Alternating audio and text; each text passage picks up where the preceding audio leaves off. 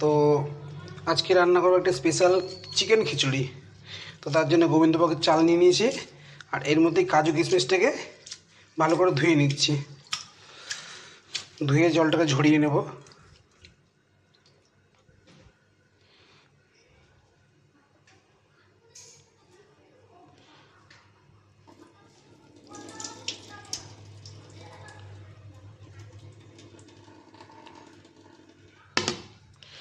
আবার একটু ধুয়ে নেব ভালো করে। পুরো জলটাকে ঝরিয়ে দিয়ে আধ ঘন্টার জন্য রেখে দেবো।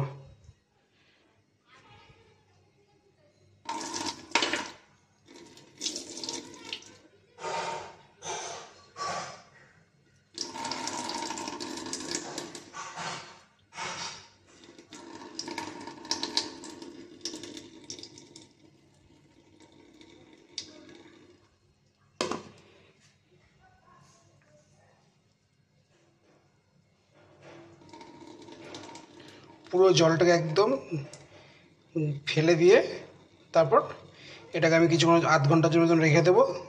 পুরো মানে চালটাকে পুরো ড্রাই হয়ে যাবে, মানে শুকনো হয়ে যাবে। এই চালটাই পুরো ড্রাই হয়ে যাবে। তো এটাকে এখন ঢেকে রেখে দেবো এখানে আধ ঘন্টার জন্য। দিয়ে রেখেছিলাম, তো চালটাকে দেখুন কি সুন্দর ঝরঝরা হয়ে গেছে।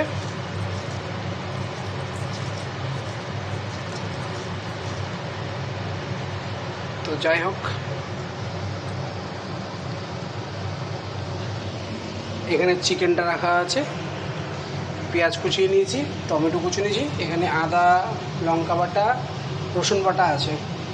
তো এখানে কড়া তেজপাতা নিয়েছি। নেক্সট একটু জিরে দেবো ফোড়নের জন্য।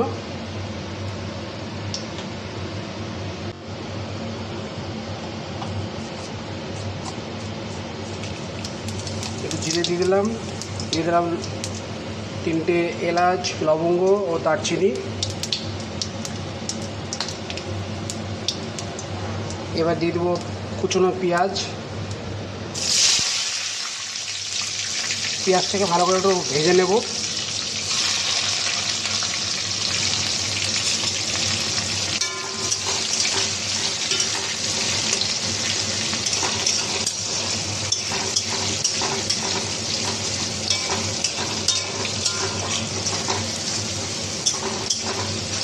এটাতে কী আছে, চিকেনটাকে যত আমরা কষবো তত ভালো হবে। এবার দিয়ে দেবো টমেটো কুচনোটা।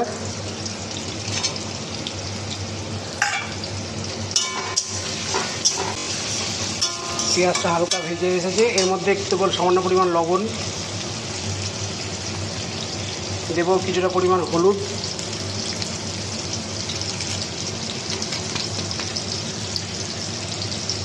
দিয়ে একটু ভালো করে ভেজে নেব।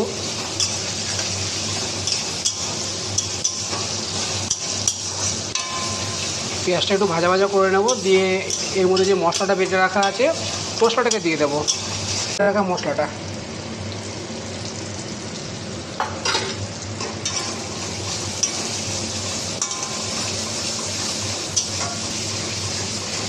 বাড়িতে থাকলে ভালোভাবে রান্না করা যায়, বাট কোথাও থাকলে রান্নাটা করা হয় না, খুব তাড়াহুড়া করতে হয়।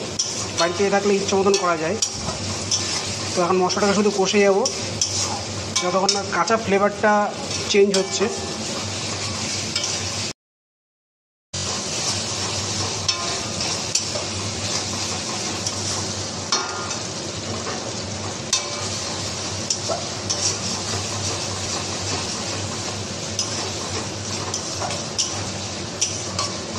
দেখুন কালার চেঞ্জ হচ্ছে, মশলার তেল বেরোতে শুরু করেছে, মানে মশলাটা আমার কষা হয়ে এসেছে। এবার দিয়ে দেবো এর মধ্যে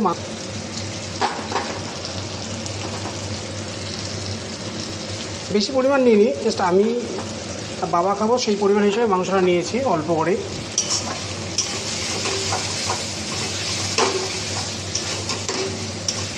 দুজনের জন্য রান্না করা। তো মাংসটাকে ভালো করে একটু কষে নেব।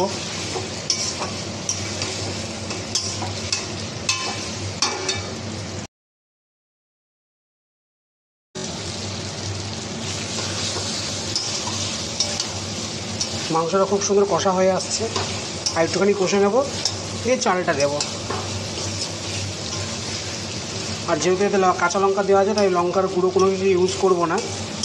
তো এতেই কষে কষে যে ফ্লেভারটা সুন্দর বেরোবে, সেটাতে আমার যে ডিশটা আছে সেটা রেডি হয়ে যাবে। আমার এই চিকেনটা কষা হয়ে এসেছে, তো আমি এতে গরম মশলা অ্যাড করে দেবো, জাস্ট পরিমাণ মতন।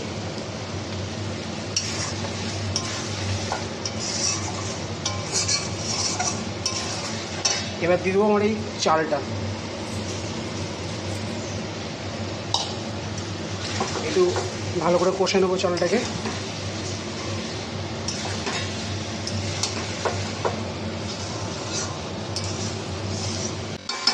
আর এই সময় আঁচটাকে মানে স্টিমটাকে মিডিয়াম করে দিতে হবে, আর পারলে একটু কমিয়েও দেবেন তাও ভালো, কারণ এই লাস্ট স্টেজের দিকে যতটা মিডিয়াম বা কমের মধ্যে করা যায় তত এটা ভালো বয়েল হবে।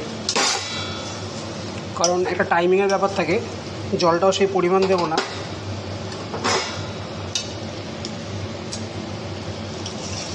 এখন চালটাকে একটু এই গ্রেভির সাথে কষে নেব।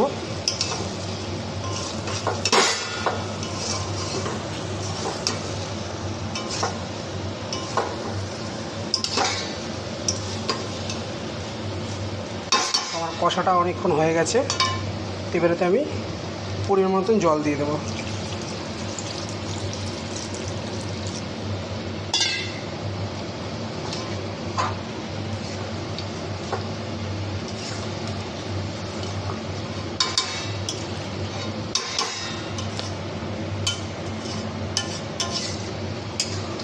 এবার এটাকে ঢেকে দেবো।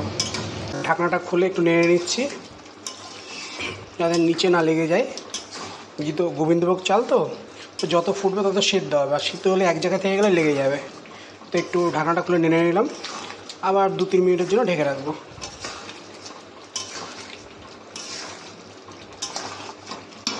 ঢাকনাটা খুলেছি, এরকম হয়ে গেছে। এবার আমি গ্যাসের ফ্লেমটাকে বন্ধ করে দিয়েছি। এবার এটাকে শুধু জাস্ট ঢেকে রাখবো, 5 মিনিট অন্তর অন্তর খুলে নাড়বো যাতে এটা ঝরঝরে হতে থাকে। মানে এই গরম ভাবে ভাবে জিনিসটা রেডি হবে।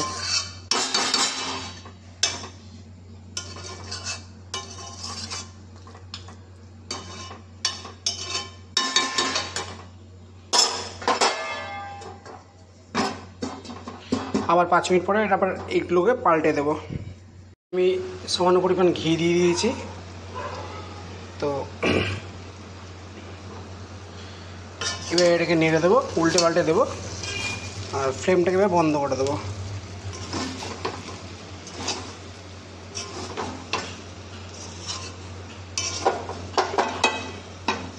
ফ্লেমটা অবশ্য বন্ধ ছিল, জাস্ট জিনিসটা কুক হয়নি বলে একটু ফ্লেমটা দিয়েছি, দিয়ে আবার ঢেকে দেবো।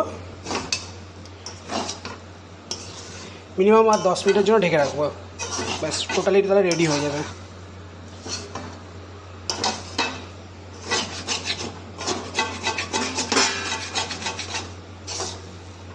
কড়াইয়ে যেগুলো লেগে গেছিলো সেগুলো একটু ছাড়িয়ে নিলাম, জাস্ট উল্টে পাল্টে দিলাম, যাতে এরপরে এবার যখনই নামাবে পুরো ঝরঝরা হয়ে যাবে আর খুব টেস্টফুল।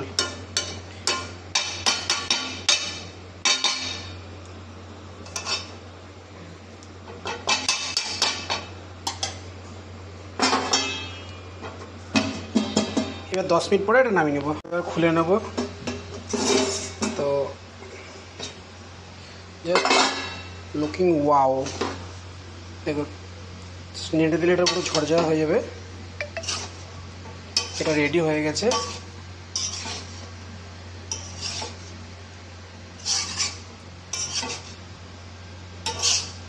হয়ে গেল, রেডি।